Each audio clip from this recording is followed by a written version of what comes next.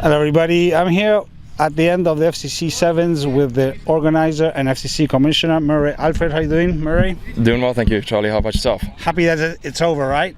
Yeah, it was a great day. Honestly, I wish we could have been watching a little bit more rugby, but I'm happy with what we saw. It was a great day for rugby today. Give me quickly a little background of you as a rugby player. Sure. So just people know you. Yeah, so I grew up in Zimbabwe where I started playing when I was about 7, then moved to the States and played with Tampa Crew, the high school team. Then went to USF, did a number of years at USF, moved to Atlanta and played for the MLR Academy up there.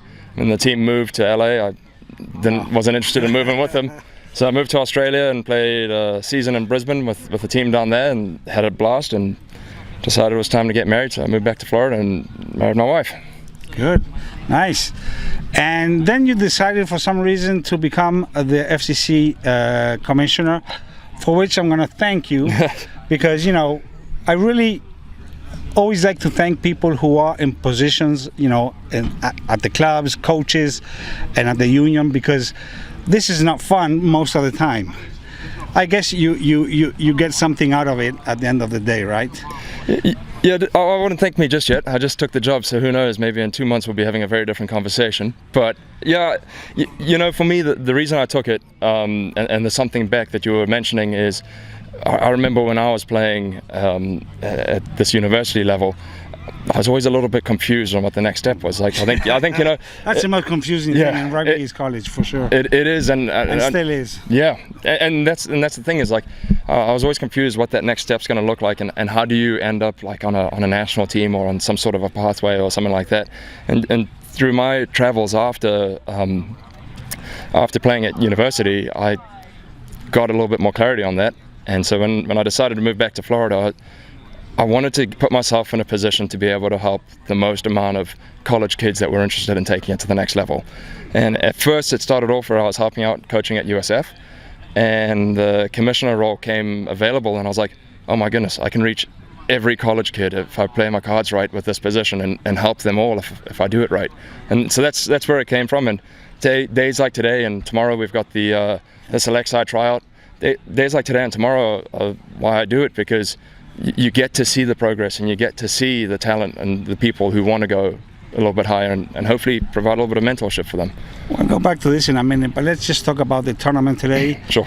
What is your assessment? I think it ran very smoothly. It was not very big because we just had 6 teams, right? Yeah. What is your assessment of?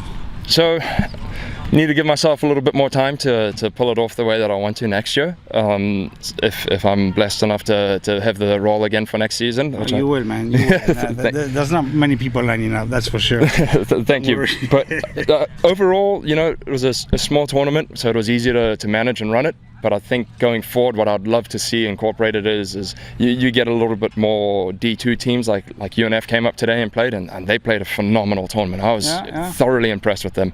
So I'd love to see a couple more D2 teams. I'd like there to be a B side to the tournament, so teams like FSU, where they've got 100 odd guys registered, they can bring down a team or 3 if they wanted to, 10 or 10, however many. 100 divided by 7, that's a little bit too much math for me. And then I'd also love to add on a third leg to the tournament where there's an old boys division. But that's selfishly, because if I'm organising a sevens tournament, I want to play. Maybe I'll play. Yeah. So as far as this tournament goes, Chucks, I was happy with the quality. It was quality rugby all around. I don't think there was any like massive blowout losses and every game was sort of tight. Yeah. Every game was competitive, I felt. So I was chuffed with that. Not to mention the final that it was decided with 50 minutes left. Yeah. So that was an awesome game. It was. So let me going back to your role as the FCC officer. What are your plans when you came into this? We were talking before that you had plans for the future.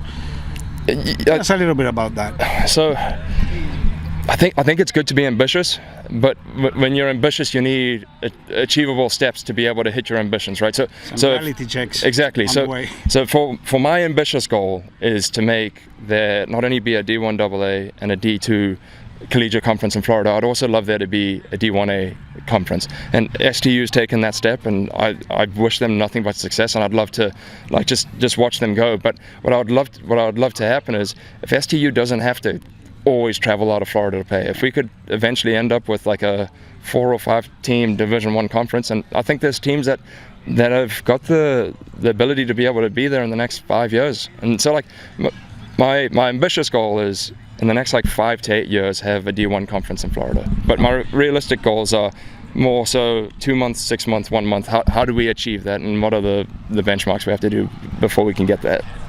And how is I agree, and you also have to get the clubs to come along, right? Yes. And buy in and believe it's possible, of course. So, and for the next season, how is that looking? We have this year 5 teams in D1. 6 teams. Sorry, 6. Yep. Which is D1AA Correct. Nationally, and then we have this 6 teams or in D2. Yeah, we're still working on figuring out a couple of kinks in that. There's a couple of teams in the D2 that there's been some like staffing changes, and I'm hoping that they weather the storm and they come out into the next season. Those teams compete D2 nationally, right? Correct. So Correct. whoever wins that division is going to go to the like last year UNF. Yeah. Went over. There's a pathway for them to take it on. So in an ideal world, what I would love is a promotion and relegation system where you take the bottom team from D1A and they play the top team from D2. The winner of that, if it's the D1A team, stays in D1A AA, or if they get beat by the D2 team, then they move up. And there's also a couple of different standards that I'd like to implement with that. But again, these are long term. This is not yet decided, relegation and promotion for this season. Because we sort of had it last year. Yeah, so there was a bit of it last year, but it got a little bit confusing with STU moving and MAU coming in, and there was just a couple moving parts. So, and I think there's still a couple moving parts with those D2 teams, but we'll see. In Florida, we never have 2 seasons that are the same. No. Every season changes. No, that's for sure. Reason, but we have to adapt to whatever's going on, right? Listen, as Mike Tyson says, everyone has a plan until you get punched in the mouth.